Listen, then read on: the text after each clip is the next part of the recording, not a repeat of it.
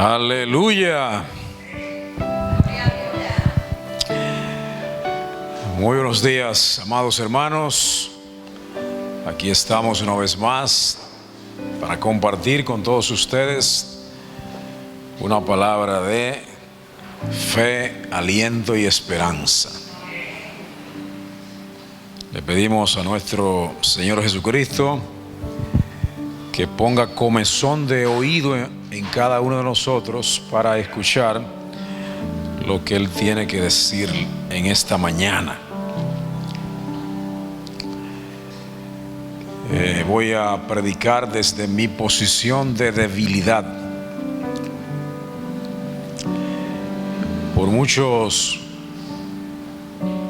Por varios años prediqué desde mi posición de fortaleza.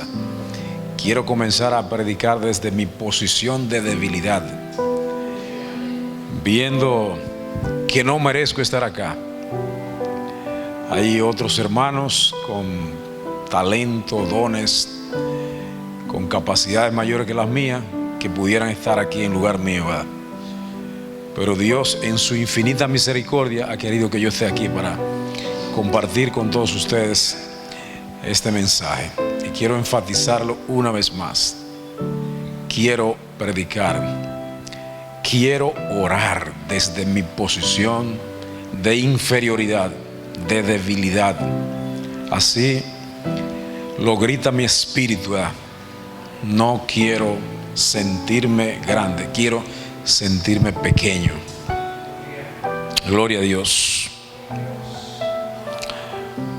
Hoy vamos a estar hablando sobre un tema que uno le suele poner títulos a los temas, a las prédicas, pero que en el fondo un tema o no un tema es un mensaje, ¿verdad?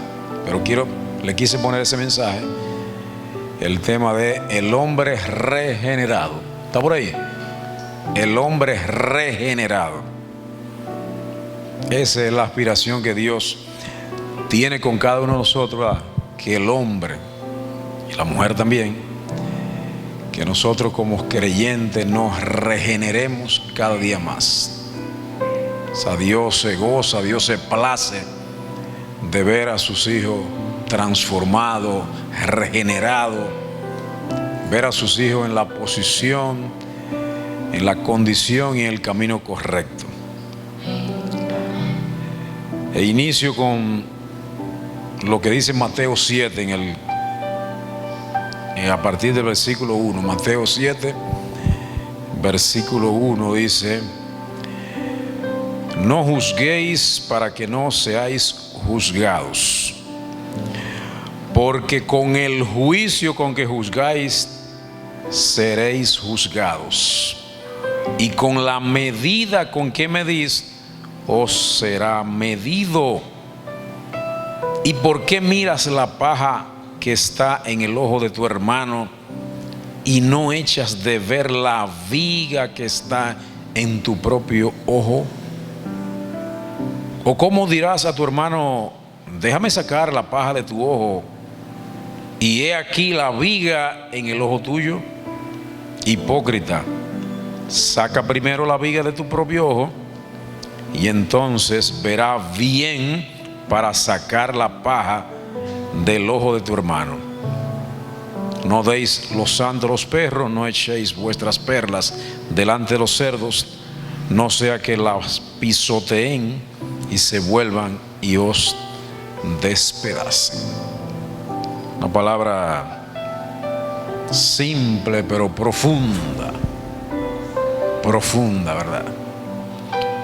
¿Cuántas veces, sin necesidad de expresar una simple palabra, nuestros pensamientos cometen grandes errores al juzgar al hermano que estoy enfrente de él, ¿verdad? Juzgando sus palabras, juzgando sus acciones, ¿verdad? Pero debemos posicionarnos desde la debilidad. Lo hacemos porque somos débiles, porque muchas veces esas cosas que decimos que somos, en el fondo realmente no somos así. y juzgamos a los demás, no sabiendo que lo que los demás hacen es porque realmente no tienen el conocimiento para discernir que lo que están haciendo no es lo correcto, sino que lo hacen por ignorancia. Entonces invito esta mañana a que meditemos sobre esa palabra, porque con el juicio con que juzgáis seréis juzgados, y con la medida con que medís os será medido. El título que le puse a esta prédica: el hombre regenerado. Hay una primera porción escritural que está en el libro de Filipenses, en el capítulo 2. Busquemos a Filipenses, por favor, en el capítulo 2.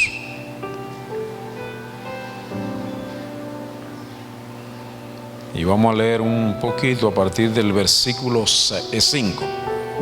A partir del versículo 5.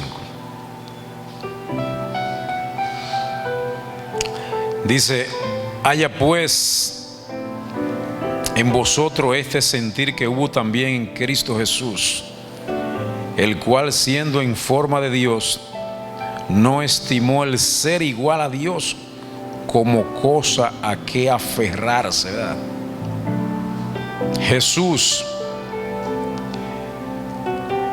donde habitó el Cristo, ¿verdad?, que sabemos que fue un hombre que vivió entre nosotros, pero que él sabía que era también Dios. Nunca puso primero su posición de fortaleza, sino que puso primero su posición de debilidad. Repito, el cual, siendo en forma de Dios, no estimó el ser igual a Dios como cosa que a que aferrarse, sino que se despojó a sí mismo, tomando forma de siervo, hecho semejante a los hombres, y estando en la condición de hombre, se humilló a sí mismo, haciéndose obediente hasta morir, y morir en la cruz. Por lo cual Dios también le exaltó a lo sumo y le dio un nombre que es sobre todo nombre, para que en el nombre de Jesús se doble toda rodilla de los que están en los cielos y en la tierra y debajo de la tierra, y toda lengua confiese, que Jesucristo es el Señor, para gloria de Dios Padre.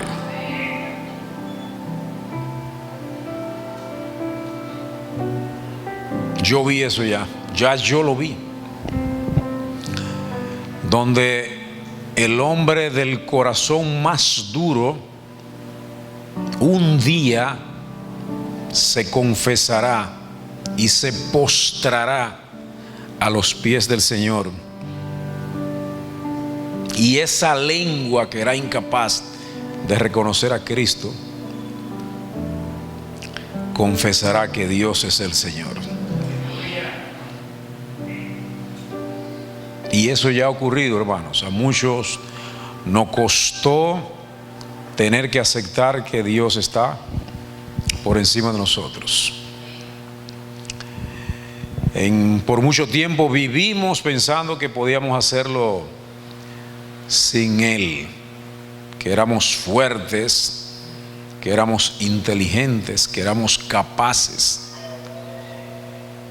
y que nosotros podíamos vivir aquí en esta tierra sin depender de Dios, hasta que Dios, en su entendimiento, en su sabiduría, vino a nosotros y nos hizo entender que nosotros no éramos lo que pensábamos, sino que éramos débiles, que dependemos de Él para hacer su voluntad, que no somos buenos, que no éramos buenos, que si algo de bueno tenemos es que lo tenemos a Él ahora, y Él emana de lo más profundo de nuestro ser y de nosotros, como decía en el pasado, brotan ríos de aguas vivas, porque Él está en nosotros. ¿Qué va a brotar de nosotros si Cristo no mora en nosotros? Si el Espíritu Santo no está en nosotros, ¿qué es lo que va a brotar de nosotros? Amargura, malos pensamientos, malas palabras, disgusto, un corazón duro. Pero Él viene y ese Espíritu nos arropa y hace que nosotros seamos distintos. Hace que nosotros seamos distintos. Él hace que nosotros nos transformemos. Él hace que nosotros renacemos a un nuevo hombre. Hermano Wilson, si usted habló de el nuevo hombre, yo estoy hablando del hombre regenerado. Estamos hablando del mismo hombre.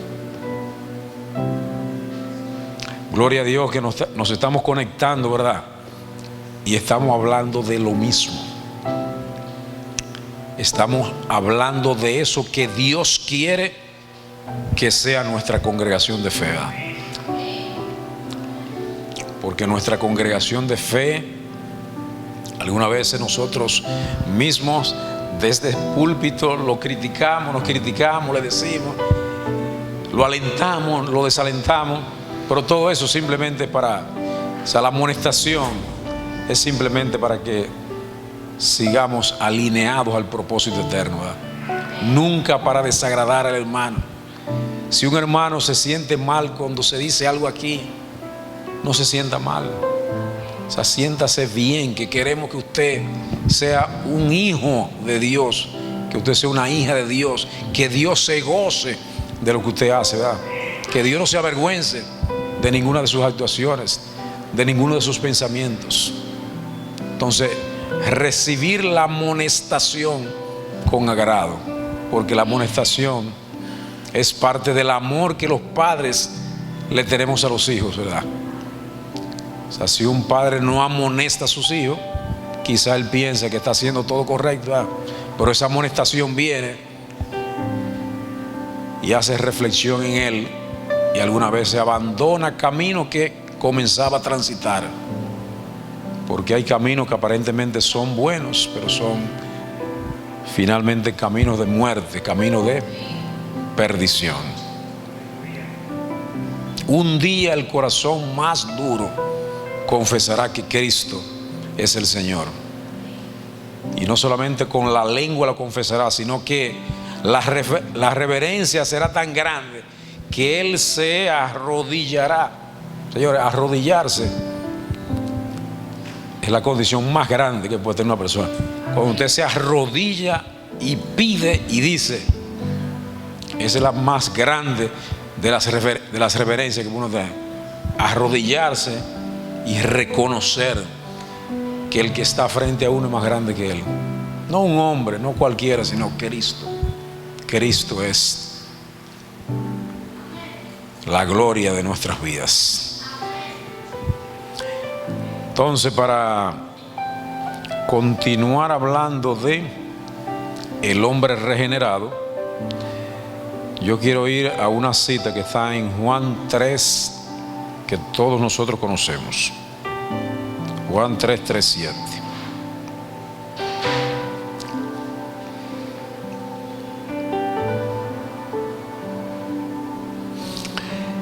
Bien, esta es la conversación famosa que Nicodemo tuvo con Jesucristo, ¿verdad? Nicodemo no era un hombre común y corriente. O sea, Nicodemo era un hombre ilustrado, un hombre conocedor, pero Nicodemo nunca llegó a entender. Y dice la palabra a partir del versículo 1: había un hombre de los fariseos que se llamaba Nicodemo, un principal entre los judíos. Este vino a Jesús de noche y le dijo: Rabí, sabemos que has venido de Dios como maestro, porque nadie puede hacer estas señales que tú haces si no está Dios con él. Entonces la cita mía iba a partir del versículo 3 y decía: respondió Jesús y le dijo: de cierto te digo que el que no naciere de nuevo no puede ver el reino de Dios. Nicodemo le dijo: ¿cómo puede un hombre nacer siendo viejo? ¿Puede acaso entrar por segunda vez al vientre de su madre y nacer? Respondió Jesús: de cierto te digo que el que no naciere de agua y del Espíritu no puede entrar en el reino de Dios. Lo que es nacido de carne, carne es, y lo que es nacido del Espíritu, Espíritu es. No te maravilles de que te dije: os es necesario nacer de nuevo. Nacer de nuevo es simplemente regenerarse, nacer a una vida nueva, a una vida del Espíritu, ¿verdad? Porque nosotros nacimos una vez, pero nosotros nacimos de nuevo. Nacimos de carne de papá y mamá, pero luego vino a nosotros esa bendición de Cristo y nacimos a un nuevo hombre, a un hombre transformado, a un hombre regenerado. Entonces, mis apuntes yo tengo que si usted busca en el mataburro, como decíamos anteriormente en la escuela, en el diccionario de la Real Academia de la Lengua, uno puede ver una versión, una sección de una palabra. No siempre es exactamente la sección que se utiliza, porque las palabras tienen diferentes acepciones, diferentes significados. Entonces, en su contexto adquieren con otras palabras un significado diferente que en otro contexto mezclado con otras palabras. Entonces dice el diccionario que regenerar es dar nuevo ser a algo que degeneró, restablecerlo o mejorarlo. O sea, nosotros estábamos muertos, hermanos y hermanas.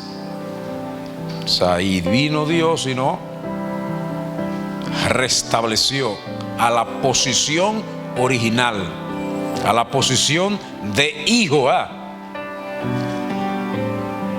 Teníamos una posición de hijo descarriada. O sea, nos descarriamos.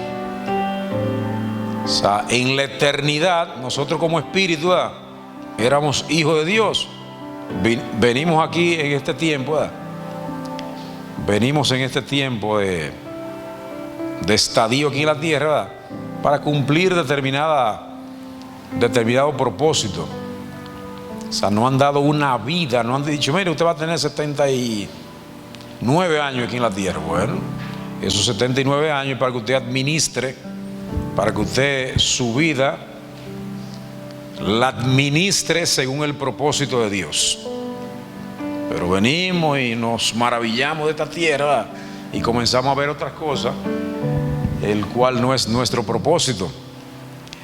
Entonces un día viene la luz de nuevo y nos alineamos al propósito de Dios, y entonces comenzamos a regenerarnos, comenzamos a restablecernos. Algunas veces no nos restablecemos como Dios quiere, pero sí mejoramos, ¿verdad?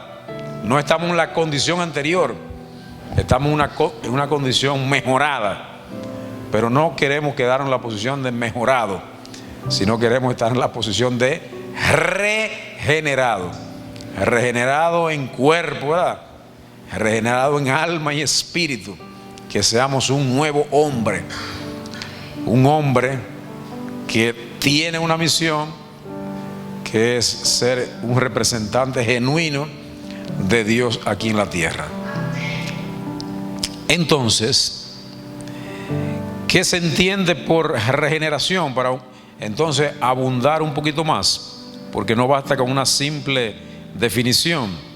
La regeneración es el proceso natural de reemplazar o reparar células, tejidos, órganos o incluso partes completas del cuerpo dañados o faltantes para que funcionen completamente en las plantas y en los animales.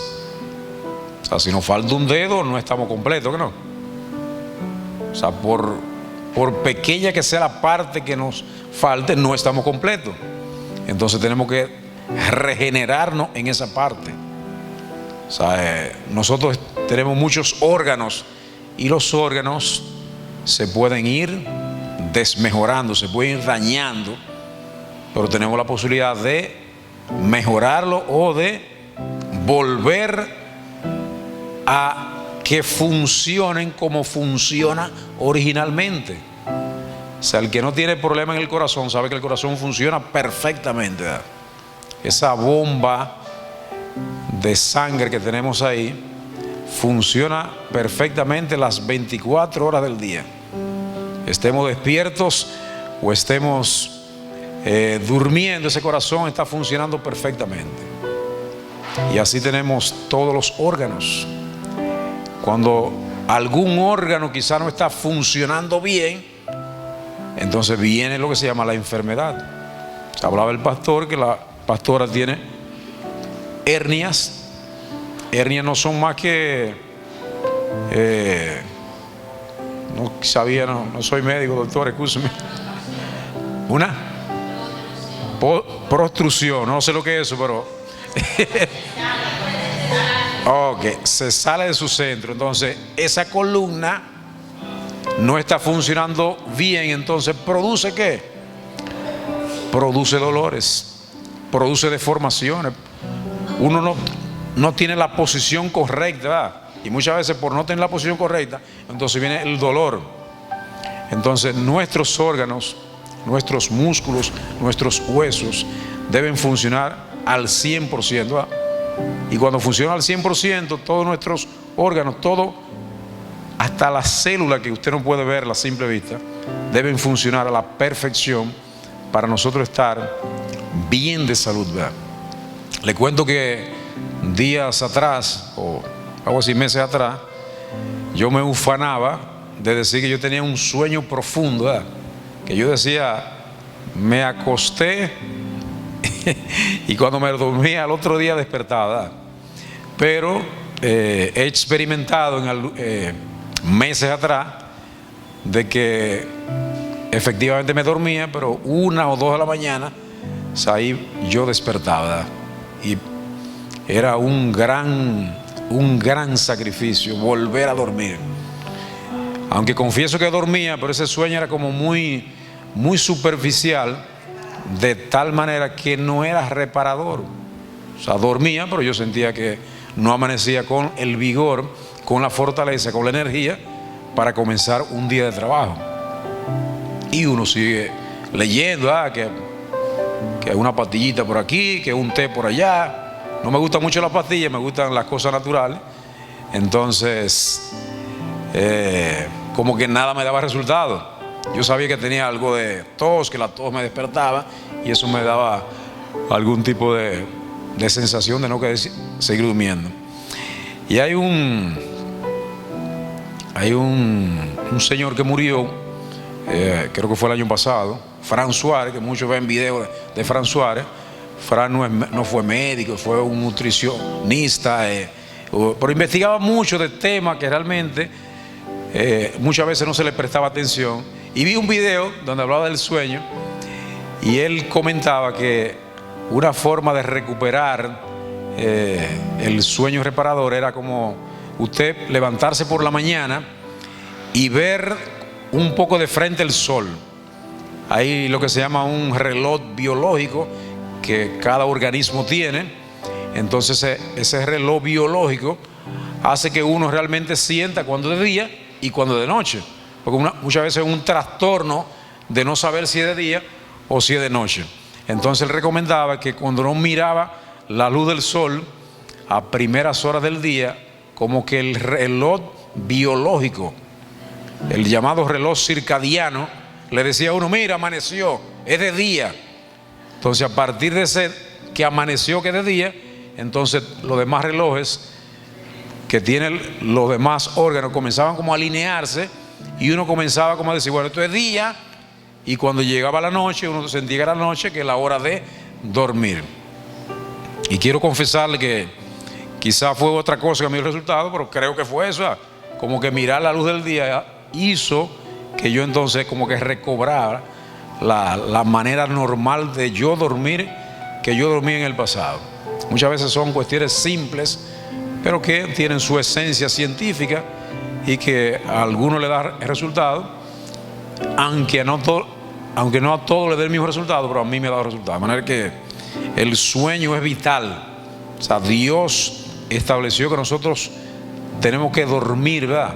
Y dormir unas horas, 7 u 8 horas, que son las que nos permiten recobrar toda la energía que perdimos producto del trabajo, porque nos alimentamos para obtener energía. Los alimentos son energía, pero el trabajo te quita la energía. Entonces el sueño te repara las energías, no solamente los alimentos, sino que el sueño es algo vital para usted estar realmente en plena salud. De tal manera que eso es muy importante. He recobrado mi sueño normal, ojalá que continúe recobrándolo de esa manera.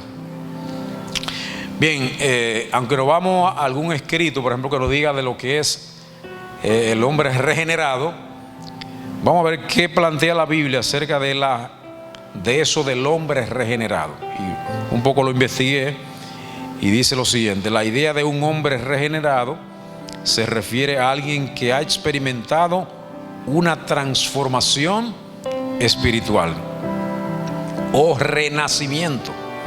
La regeneración es un concepto cristiano que implica un cambio interior profundo en la vida de una persona a través de la fe en Jesucristo y el poder del Espíritu Santo. Se encuentra principalmente en el Nuevo Testamento, lo que leí anteriormente en Juan 3:7, y también en 2 de Corintios capítulo 5 versículo 17.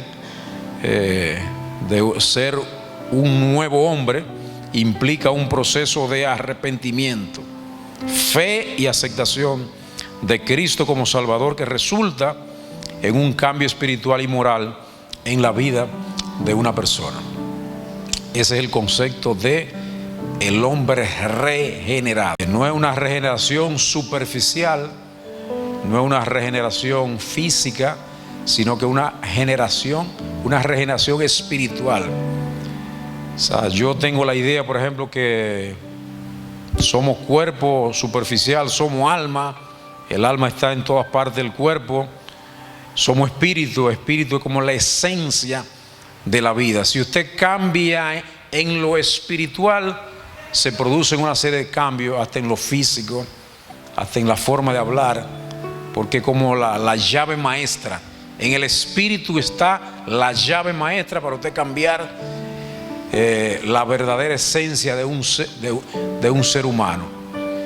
Y en esta regeneración Cristo produce en nosotros esa sensación de cambio, esa sensación de que somos una nueva criatura, que hemos nacido de nuevo, y conforme a ese nuevo nacimiento nosotros entonces alineamos nuestras vidas para que nuestra vida siempre sea agradable según Dios.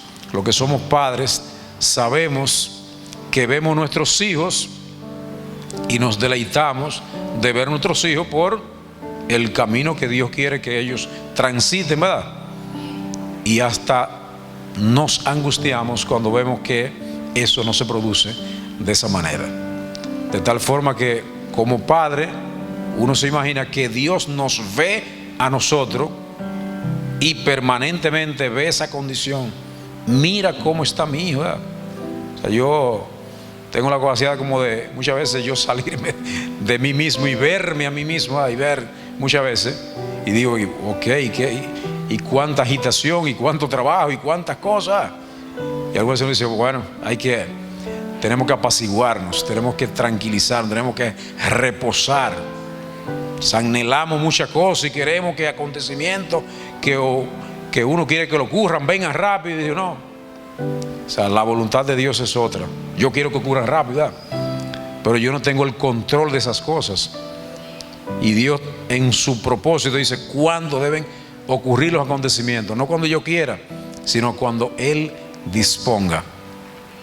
Escuché esta semana una frase, escuchando una emisora, que decía que la mayoría de fracasos de las personas provienen de querer avanzar la hora del éxito, ¿verdad? Se la voy a repetir. La mayoría de fracasos del hombre provienen de adelantar la hora del éxito, ¿verdad? O sea, son las 11:22 de la mañana, ¿verdad?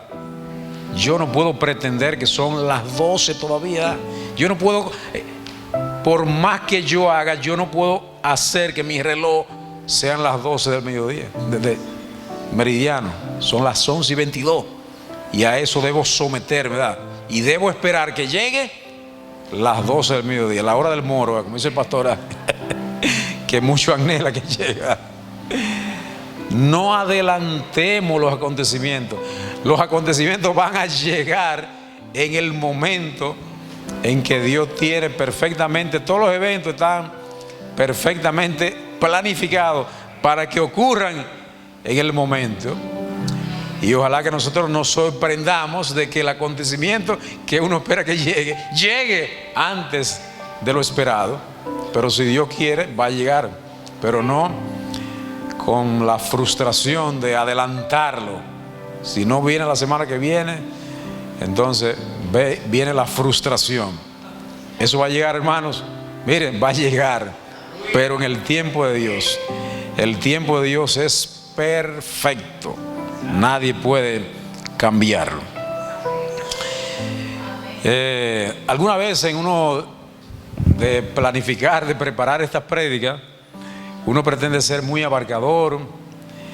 Yo reposé bastante esta semana y le confieso que no fue mi mejor planificación de la semana, ¿verdad? O sea, leí mucho, leí allá, leí acá, ¿verdad? Pero me detuve en una porción que es del Antiguo Testamento, ¿verdad? Que es la historia de José, ¿verdad? José es un personaje, tipología de Jesucristo, interesantísima, ¿verdad? Y uno ver lo que pasó José con su propia familia, evidentemente es algo extraordinario, ¿verdad? José, a partir de Génesis, aparecen a partir del capítulo 30, sabe que Génesis es un libro bastante amplio, de 50 capítulos. Entonces, a partir del capítulo 30, el nacimiento de José se convierte evidentemente a partir de esos 18 capítulos que tiene Génesis, de 32 al 50, en básicamente el personaje de esos capítulos, ¿verdad? Y ver cómo sus propios hermanos cometieron las más grandes de las injusticias y prácticamente matan a José, ¿verdad? O sea, solamente la gracia de José no hizo que sus hermanos lo mataran, ¿verdad? Y se salvó de esa presunción de querer aniquilarlo. No obstante eso, se salvó de esa primera y luego los hermanos lo vendieron. Era normal en esa época vender personas, vender esclavos. Vendieron, que mis hermanos me vendan a mí como esclavo, ¿verdad? ¿Qué corazón hay por ahí? Yo creo que no hay un corazón aquí, ¿verdad?, que pueda hacer eso, vender un hermano, ¿verdad? Eso lo hicieron sus hermanos. Y como la gracia de José, la gracia de Cristo que habitaba en José, hizo que José entonces se convirtiera en un personaje en eminencia, ¿verdad? O sea, José fue vendido a Egipto, ¿verdad? Y ahí comienza la historia del pueblo de Israel, ¿verdad? Con José, ¿verdad? O sea, José, el primer personaje. José llega a la casa de un jefe militar, de una mansión, o sea, una mansión, ¿verdad? Y lo ponen ahí a trabajar y ven que José es un tipo inteligente, ¿verdad? Y lo ponen en mayordomía de todos los bienes de ese jerarca militar, ¿verdad? Y ese jerarca militar vio que este hombre era tan eficiente que se olvidó, ¿verdad? José es un hombre que me va a resolver qué es lo que uno hace realmente. Cuando se encuentra con personas eficientes, dice, no, esa persona resuelve, ni lo supervisa, una persona competente. No hace nada porque confía que esa persona está haciendo las cosas según la disposición. José era de un semblante hermoso, de una apariencia elegante como hombre de la época. Y ahí vino la mujer del jefe militar y pone los ojos en José, ¿verdad? Y evidentemente que esta mujer fue una acosadora. Si ustedes saben una acosadora, fue una acosadora permanentemente por hacer que José cayera de la gracia. Y esta mujer no pudo con José. En algún momento, como no podía persuadirlo con palabras, simplemente prácticamente le arrancó la ropa y dejó a José desnudo. Y José, como un hombre de Dios, salió corriendo. No todo el mundo es capaz de salir de esa sensación, de esa tentación, y José lo hizo. Y José cayó en desgracia por la envidia, por la mentira que armó esta mujer. Le dijo a su esposo: mira, este me quería violar, ¿verdad? Siendo realmente mentira. Y el esposo le creyó a esa señora y metieron a José en la cárcel. Pero donde quiera que José llegaba, encontraba gracia, ¿verdad? Encontraba, el jefe de la casa vio que José era un hombre diligente. Ponte aquí, administrador de la cárcel, José, ¿verdad? Donde quiera que José llegaba, lo hacía con excelencia. Y llegaron dos jefes militares, o dos jefes del faraón, el copero y el panadero, que momentáneamente habían sido presos en la cárcel y tuvieron un sueño cada uno, independientemente. Y José, con la gracia de Dios, entonces tenía la habilidad, tenía el don de interpretar los sueños. Y le interpretó el sueño del copero. No tengo exactamente el sueño que él, porque la historia no se trata de yo dar todos los detalles. Y efectivamente el sueño que el copero tuvo, que era volver a eminencia, después se logró eso. Y el sueño que tuvo el panadero realmente fue un sueño de muerte, ¿verdad? Después ocurrió realmente que el panadero fue a la horca. Y recuerdo que José le dijo: recuérdense de mí cuando usted tenga ya en eminencia, principalmente al copero, ¿verdad? Y la gente, cuando tú le haces un favor, lo puede recordar momentáneamente, pero con el tiempo se olvida. Y pasó el tiempo, y luego Faraón entonces también tuvo un sueño, ¿verdad? Entonces ningún sabio, ningún erudito, nadie podía adivinar, nadie podía interpretar el sueño que Faraón había tenido. Y el copero se recordó que un día en la cárcel había un muchacho que le interpretó el sueño, y efectivamente le salió así. Y fueron a buscar a José. O sea, el sueño del faraón de las 7 vacas flacas y las 7 vacas gordas, las hojas relucientes y las hojas que tenían poca debilidad. Entonces la historia es realmente que esos eran los 7 años de abundancia que iba a tener Egipto, que eran la representación de las 7 vacas gordas, y los 7 años de escasez, de hambruna, que iba a pasar el pueblo, que era la simbología de las 7 vacas flacas. Y la historia es fascinante, ver cómo José, después de esa interpretación de esos sueños, fue puesto en eminencia, ¿verdad? O sea, simplemente en eminencia fue que a José le pusieron la posición inferior al faraón. Nadie era más grande en Egipto que José, excepto el faraón. Fue puesto en la posición superior, jefe de los gobernadores, y le pusieron la misión de entonces comandar todo lo que tiene que ver con la recolección de alimentos, para que haya alimento en esa época de abundancia, hubiese alimento para esos 7 años que venían después, que iba a haber mucha hambruna. No quiero contarle la historia completa, pero sí que ustedes continúen leyendo y vean lo más revelador de lo que significa cuando un hombre tiene la gracia de Dios sobre su cabeza. O sea, cómo esos hermanos vinieron, nos reconocieron a José, José los reconoció a ellos, y cómo José con un corazón de Dios, ¿verdad?, tenía que salir fuera de la presencia de ellos a llorar, ¿verdad? Porque realmente ese corazón sensible que tenía José, a pesar de la maldad que sus hermanos habían cometido con él reconocía que eran sus hermanos, ¿verdad? Y le puso retos, le puso unos desafíos de buscar el hermano que no aparecía, que era él mismo, ¿verdad? Para que se lo trajeran, y ya usted conoce la historia. Finalmente José se dio a conocer por sus hermanos, mandó a buscar a su papá, lo trajeron a Egipto, lo pusieron, se mudaron de Canaán a Egipto, y la historia es fascinante. Usted conocer una historia de un hombre que, a pesar de tantas cosas negativas que le pasaron, de tantas cosas malas que le hicieron sus familiares, él jamás tomó venganza, sino que la gracia que fue depositada en él no era una gracia para una venganza, sino una gracia para bendecir a otros. Y eso es lo que somos los hijos de Dios. A nosotros se nos ha otorgado una gracia, y esa gracia debe ser extendida a cada uno de nuestro alrededor.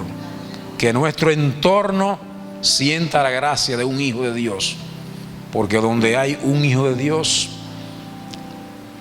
hay misericordia, hay amor. No hay de esas cosas que el mundo está lleno de chisme, de habladuría, de comentarios, de situaciones, de crítica. O sea, los ambientes, principalmente los ambientes laborales se dañan bastante, ¿verdad? Con las críticas, con las murmuraciones. Alguna vez uno cree que esa persona que lo saluda con una sonrisa efusiva, ¿verdad?, te saca la última muela de atrás para saludarte. Esa misma persona es la que tiene un ponzón para que en un momento determinado, ¿verdad?, tú tropiece. No seamos de esas personas. Seamos de esas personas que son transparentes. Esa persona que, como usted lo ve, exactamente eso sea. Que lo que usted ve superficialmente sea algo que viva en el interior de nosotros. Que nos renovemos cada día más. Que esa regeneración espiritual nosotros la anhelemos, ¿verdad? Porque si no la anhelamos, no va a ocurrir. O sea, Dios le otorga regalos a sus hijos, ¿verdad? Pero muchas veces Él quiere que tú digas: esto yo lo anhelo, ¿verdad? Yo anhelo esto, ¿verdad? Y Dios comienza a sembrar semillas de eso que va a germinar en el futuro. Que esa semilla que en un momento determinado fue sembrada en nuestro espíritu pueda germinar y pueda crecer y ponerse frondosa y dar frutos, y que nosotros demos fruto en cada lugar que nosotros estemos. Nosotros demos fruto, ¿verdad? No fruto desde, como dije al principio, porque nos sentimos como que somos fuertes, no, porque nos sentimos que somos débiles, pero podemos aportar un pequeño fruto, ¿verdad? Y ese fruto lo va a percibir a alguien, ¿verdad? Porque no estamos buscando impactar a las multitudes, sino que estamos buscando impactar a una sola persona. O sea, de esos muchos compañeros que usted tiene en el trabajo, impacte a uno solo. Que uno solo sea impactado. Que alguien, aunque jamás te lo diga personalmente, aunque jamás se lo diga a otra persona, algo que tú hiciste, algo que tú dijiste, lo impactó, y eso fue el elemento detonador para hacer un cambio de vida, una transformación, una regeneración en su forma de ser. Pero ese granito de arena no es material, ese granito de arena es espiritual, porque desde el espíritu es que se van a producir las grandes transformaciones. La educación cambia la conducta de las personas. Yo reconozco eso. La educación puede cambiar la conducta de las personas, Pero lo único que puede cambiar el ser completo, eso es el cambio espiritual. Que hemos estudiado mucho, hay gente que tiene licenciatura, maestría, ya hay unos que tienen doctorado. Son personas que han tenido un gran afán por los estudios, han querido prepararse académica e intelectualmente, y eso es bueno, ¿verdad? Y tú ves que son personas que tienen posiblemente una conducta muy buena, una ética muy buena, una integridad muy buena, pero realmente las personas que transforman su vida son las que transforman su vida a través del Espíritu. El Espíritu es la esencia del ser humano. Y usted muchas veces mismo se pregunta: ¿y por qué yo como que no veo que en mi vida se producen grandes cambios? Es porque no se han producido los grandes cambios espiritualmente. Cuando el cambio venga desde lo espiritual, eso impactará su ser completo y producirá en nosotros una regeneración. La regeneración que Dios dice: levántate. Porque muchas veces estamos acostados. En la posición horizontal no vamos a hacer muchas cosas. En la posición vertical es la que vamos a hacer grandes transformaciones. Y yo te invito esta mañana a que reflexiones acerca de estas palabras. Estas palabras que no son mis palabras, sino son las palabras que siente mi espíritu. Ninguna sociedad va a cambiar por la adopción de políticas económicas, políticas sociales, políticas de ninguna naturaleza. Pueden haber pequeños cambios, pero el gran cambio colectivo, el gran cambio de las sociedades, el cambio que Dios demanda hoy es un cambio espiritual. Es un cambio del ser. Comentaba yo ayer que hay un equipo de la República Dominicana que juega voleibol, que se llama Las Reinas del Caribe. Entonces ese equipo ha sido muy famoso porque han dado muchos países y ha ganado. Le ganó a China ayer. Entonces yo decía, bueno, este paísito, República Dominicana, que tiene 48,000 kilómetros cuadrados, y China que usted no sabe los millones de kilómetros cuadrados que tiene, ¿verdad? Que tiene casi 1.500 millones de habitantes, y nosotros con 11 millones aquí, vamos a una contienda y en béisbol, en el deporte, hay un orgullo del ganarle al otro, hay una sensación del doblegar al otro, y que este país que mucha gente en el mundo ni sabe que existe. Uno cree que vive aquí y cree que todo el mundo sabe que existe República Dominicana, y evidentemente que hasta en los Estados Unidos, que estamos relativamente muy cerca, dice: ¿y dónde es eso? ¿Y dónde queda eso? Y uno dice: bueno, tú serás un analfabeto, pero nada, es que este país en el globo terráqueo, en la conformación de las naciones, no tiene la importancia que tiene un país grande. O sea, los países grandes nos ven allá, nos ven así de arriba: míralo allá, República Dominicana. Y ahora, por ejemplo, que Haití está muy de moda, Haití allá, ay, ¿qué vamos a hacer con esta gente? Dicen ellos: las grandes potencias no encuentran qué hacer con Haití. ¿Y ustedes saben lo que quieren hacer las grandes potencias?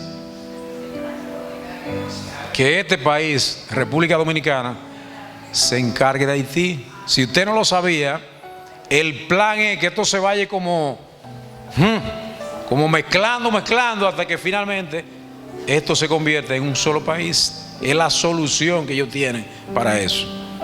Y en algún momento determinado, los mismos Estados Unidos nos dieron algunas facilidades. Dominicanos, ¿quieren ir para los Estados Unidos? Y dieron visa, un poquito para... Porque hay una clase social en República Dominicana que si le dice que le dan visa, mire, este país se queda con pocas personas.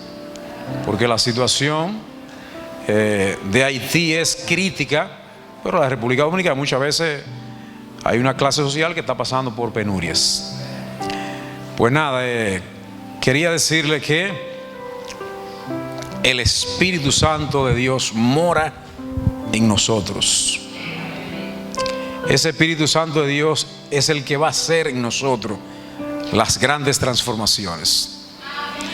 Por mi fuerza, por tu fuerza, por la fuerza de ningún hombre se van a producir los grandes cambios. Los grandes cambios vienen del Espíritu, ¿verdad?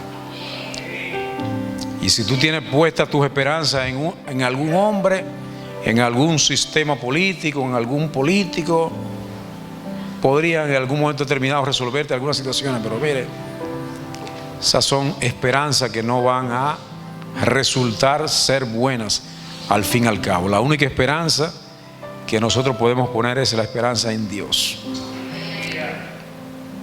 Dios es el que hace en nosotros las grandes transformaciones. Levántate y vamos a orar y vamos a pedirle a Dios que siga impartiendo en nosotros esa semilla de fe, esa semilla de esperanza que va a producir la regeneración que nosotros necesitamos. Necesitamos en esta casa de fe hombres, mujeres regenerados, hombres y mujeres dispuestos a echar la batalla, hombres y mujeres que no van a cambiar de camino, sino que se van a mantener por el camino de Cristo, por el camino de Dios, ese camino que es bueno y agradable. No es un camino pesaroso, no es un camino desagradable, es un camino de bendición. Esa bendición que nosotros la tenemos y que muchas veces ni siquiera nos damos cuenta de que hemos sido bendecidos, y buscamos bendiciones y las bendiciones están encima de nuestras cabezas. Son las bendiciones las que nos están persiguiendo a nosotros, y muchas veces nosotros no le estamos viendo. Somos bendecidos, somos hijos de Dios, el Dios altísimo, el Dios dueño del oro y la plata. Somos ricos, no nos falta nada, y aunque nos falte algo en un momento determinado, Dios suplirá cada una de nuestras necesidades. Los hermanos de José en Canaán estaban pasando por una hambruna y fueron a buscar donde el hermano que había sido desechado, por el hermano que había sido abandonado, ¿verdad?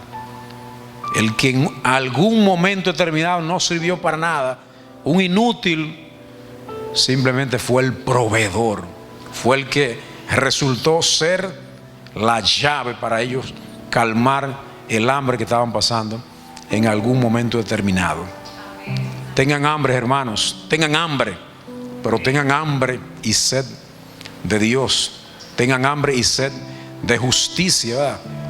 Y gócense en el Espíritu Santo, ¿verdad? Porque Dios no nos quiere ver tristes, Dios nos quiere ver alegres y gozosos, como dice en Filipenses: alegraos en el Señor, que estamos en el mejor camino, estamos en el mejor lugar, en la mejor sala, ¿verdad? Unos decidieron ir a la montaña, unos decidieron ir al río, unos decidieron ir al resort, unos decidieron quedar en cama, otros decidimos venir aquí a congregarnos como Dios quiere que lo hagamos cada domingo. Congregarnos, ensamblarnos como cuerpo de Cristo y glorificar el nombre que es sobre todo nombre, el nombre de nuestro Señor Jesucristo. Que la gracia, la paz de Dios sean con cada uno de nosotros, no solamente hoy, sino por siempre. Dios le bendiga, hermano.